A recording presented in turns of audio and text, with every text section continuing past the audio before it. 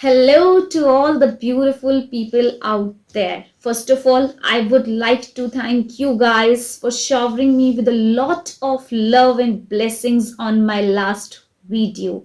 My efforts are paid off. तारीफ तो मैं आप लोगों की कर रही हूँ, बट इसमें भी आप लोगों के लिए एक लेसन छुपा है. Thank you for showering me with a lot of love. I used an expression in this. आप लोग भी इस एक्सप्रेशन को यूज करके काफी सारे सेंटेंसेस बना सकते हैं रिप्लाई करने के लिए अपने फ्रेंड्स को, जब वो आपको बर्थडे विश करे या आपको किसी सक्सेस मिलने पर कंग्रेचुलेट करे. This is the way how we learn English और how can we improve our English speaking skills. यही तरीका है. किसी का भी कोई सेंटेंस अच्छा लगे तो उसे अपनी मेमोरी में कॉपी कीजिए एंड उसे बोल के पेस्ट कीजिए. I am repeating it over again. कभी भी लर्न करने से, याद करने से, सुनने से हमें इंग्लिश नहीं आती है. हम जितना उसे यूज करेंगे, उसे अपनी डेली लाइफ रूटीन में बोलेंगे, उससे हमारे टिप पे उसकी वर्ड्स आते हैं, फ्लुएंसी आती है एंड हमारी इंग्लिश स्पीकिंग स्किल्स इंप्रूव होती है. आप इस तरह से काफ़ी सारे सेंटेंसेस अपने पास बना सकते हैं और आप ऐसा भी कर सकते हैं कि अपने मोबाइल में किसी ऐप को डाउनलोड कर लीजिए, वहाँ पे उन सेंटेंसेस को कॉपी कीजिए और उसे इससे आपके पास बहुत सारे सेंटेंसेस का एक कलेक्शन हो जाएगा एंड उसे बोलने से जब भी आपको उन सेंटेंसेस की नीड होगी तो वो एकदम आपके टिप पे आएंगे. आपको कुछ भी सोचने का जरूरत नहीं पड़ेगा, कंफ्यूजन नहीं होगा आपके माइंड में. चलो, now coming back to my topic.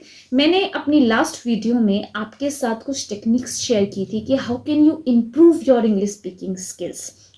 जिन्होंने वो वीडियो देखी होगी उन्हें वो टेक्निक्स याद होगी एंड जिन्होंने वो वीडियो नहीं देखी, it's a request to all of you, please go back and come back and join अस.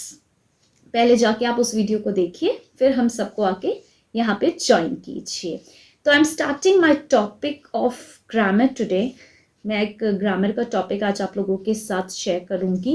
वो टॉपिक है टेंसेस. टेंसेस जो हैं बहुत ही इंपॉर्टेंट रोल प्ले करते हैं ग्रामर में, हमारी बहुत हेल्प करते हैं फ्रेम सेंटेंसेस करने में, जिससे हम सेंटेंसेस बनाएंगे. And it is for our beginners. जो हमारे बिगनर्स हैं जिनको बहुत डिफिकल्टी होती है सेंटेंसेस फ्रेम करने के लिए, तो पहले ये वीडियो मैं उन लोगों के लिए लाई हूँ. आपको एक टेंसेस की नॉलेज होना ज़रूरी है सेंटेंसेस को बनाने में. वो कैसे, वो जब हम आगे प्रैक्टिस करेंगे ना तो आपको उसका पता चलेगा. टेंसेस के रूल्स पे जंप करने से पहले यू नीड टू नो कि आपको टेंसेस पढ़ने क्यों हैं. टेंसेस हमें इसलिए पढ़ने हैं क्योंकि इस ग्रामर के फॉर्मूला को जान के आप अपने सेंटेंसेस को बहुत अच्छे से फ्रेम कर पाते हैं. आपको हेल्पिंग वर्ब्स की नॉलेज मिलती है, आपको सब्जेक्ट वर्ब एग्रीमेंट के बारे में पता चलता है, जिससे आप सेंटेंसेस को अच्छे से सही तरीके से फ्रेम कर पाते हैं. अब आपके बाद जो टेंस मैं आज आपको बताने जा रही हूँ वो है सिंपल प्रेजेंट टेंस. मैं इसे एक एग्जाम्पल से समझा रही हूँ. जैसे कि आप मेरे पास आए और कहें कि मेरी सिस्टर को आइसक्रीम खाना बहुत पसंद है, मेरी भाई को फुटबॉल खेलना बहुत पसंद है. ये तो हो गई, आप मुझे आके बताएं, ठीक है. अब मान लीजिए आप किसी थर्ड पर्सन से मिलते हैं तो आप इंट्रैक्शन के लिए उससे कुछ बेसिक क्वेश्चंस करते हैं. कितने बजे ऑफिस गए थे, तुम कितने बजे ऑफिस से फ्री हो जाते हो, तुम कितने बजे सुबह उठते हो, तुम कौन सी कंपनी में काम कर रहे हो. अब आपने इन क्वेश्चंस या इन सेंटेंसेस में कोई चीज़ कॉमन रियलाइज की. इन सब चीज़ों में एक चीज़ कॉमन थी. ये बातें या तो किसी की हैबिट के लिए थी या कुछ रेगुलर एक्शंस के लिए थी. तो जो सिंपल प्रेजेंट टेंस है वो यूज होता है जब हम कभी भी कोई रेगुलर एक्शन या किसी की कोई हैबिट के बारे में बात करते हैं. एक चीज मैं और आपको कहना चाहती हूँ, जो भी ग्रामर के पैटर्न्स या मॉडल्स आप मेरे साथ पढ़ेंगे, जरूरी नहीं है जो रूल मैंने आपको बताया है वहीं तक है, उससे ऊपर भी रूल्स हैं, बट आपके माइंड में एक मैशअप ना हो, एक कंफ्यूजन ना हो, इसीलिए मैं आपको थोड़ा थोड़ा करके बता रही हूँ. आज के लिए हम सिंपल प्रेजेंट टेंस को इतना रखते हैं कि it's about talking the habits या फिर कुछ रिपीटेड एक्शंस जो भी डेली रूटीन्स में होते हैं. अब इसके रूल्स पे जंप करते हैं. रूल्स पे जंप करने के लिए आपको एक चीज समझना बहुत जरूरी है कि ये जो भी टेंसेस की नॉलेज आपको मिल रही है ये आपके सेंटेंसेस की फ्रेमिंग में हेल्प कर रही है। तो साथ साथ जैसे जैसे मैं सेंटेंस फ्रेम करती हूँ आप भी फ्रेम कीजिए, इससे आपको इजीली समझ में आएगा।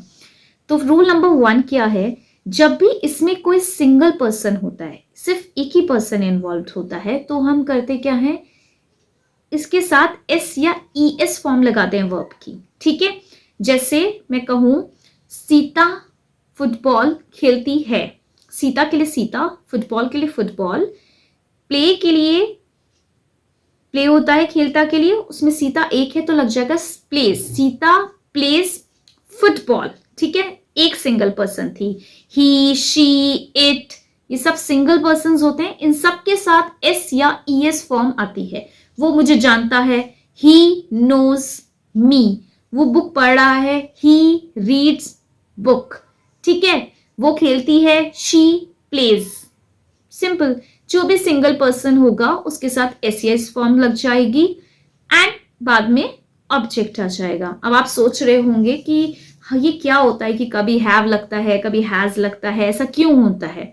जिस तरह से आप जब हिंदी बोलते हैं तो उसमें मात्राएं बदलती हैं, उसी तरह से इंग्लिश में होता है, उसमें वर्ब की फॉर्म बदलती है, नहीं तो आपका सेंटेंस अटपटा लगेगा। अगर जैसे मैं कहूं अदिति पढ़ाता है, नहीं होगा ना, अदिति पढ़ाती है, ऐसे ही होगा, मात्रा बदल गई ना। इसी तरह से हिंदी में होता है, सेंटेंस को सही से प्रोनाउंस करने के लिए, सेंटेंस को सही से बनाने के लिए हमें बहुत जरूरी है उसके रूल को स्टडी करना। अब मैंने आपको बताया सिंगुलर का रूल। अब जब प्लूरल फैमिली में आते हैं, अब जब ज्यादा हो जाते हैं बंदे, जैसे दे, हम, वी, तो उसमें क्या होता है, उसमें खाली रूट फॉर्म आती है वर्ब की, उसमें कोई भी एस या ई एस नहीं आता है। जैसे मैंने कहा था पहले उसमें सेंटेंस में, वो फुटबॉल खेलती है, तो आया शी प्लेस फुटबॉल।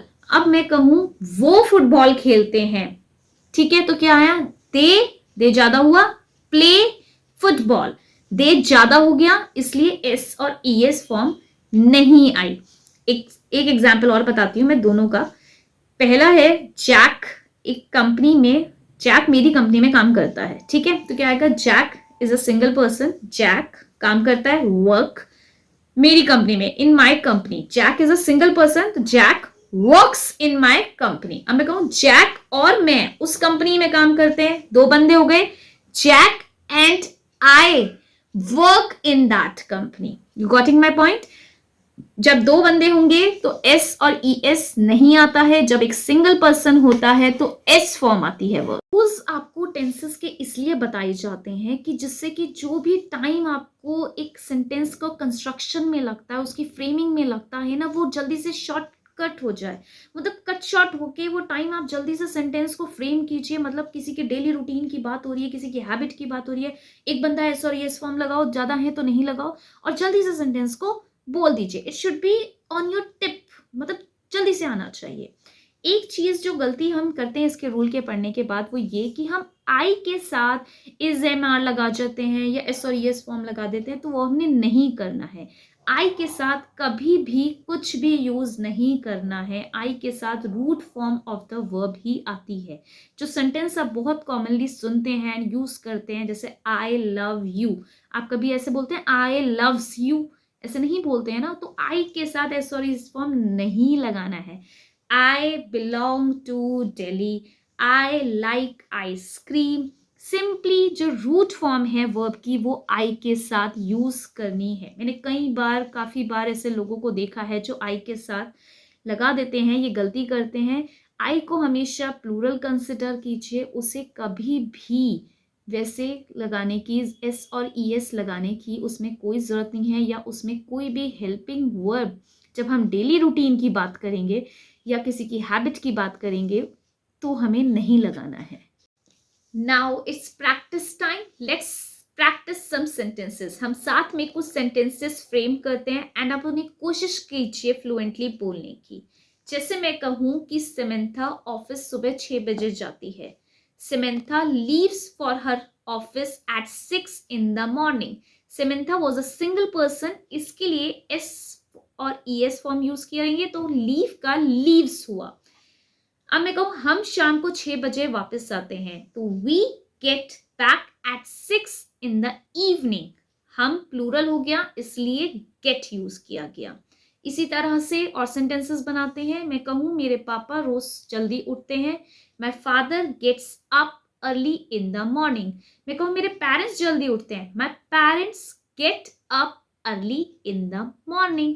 पेरेंट्स में दोनों इंक्लूडेड थे, मॉम और डैड, इस वजह से उसमें खाली गेट यूज हुआ। मैं कहूँ जैक मेरी कंपनी में काम करता है, Jack works in my company. अब मैं कहूँ जैक और मैं उस कंपनी में काम करते हैं तो आएगा Jack and I work in that company. Jack और मैं दोनों इंक्लूड हो गए, इस वजह से वर्क आया। आप कुछ सेंटेंसेस कोशिश कीजिए अपने फैमिली मेंबर से स्टार्ट करने के लिए। जैसे मैं कहूँ मेरी सिस्टर बहुत अच्छा गाती है, my sister sings really well. अब मैं कहूँ मेरी सिस्टर नहीं मैं अच्छा गाती हूँ तो आएगा आई सिंग रियली वेरी वेल। मतलब आई को मैंने पहले भी बताया था हमेशा प्लूरल कंसिडर करना है, इसीलिए उसमें सिंग आया। मेरी सिस्टर अपने नेल्स काटती है, शी बाइट्स हर नेल्स। अब मैं कहूँ मेरी सिस्टर ने तुम अपने नेल्स काटते हो, यू बाइट योर नेल्स।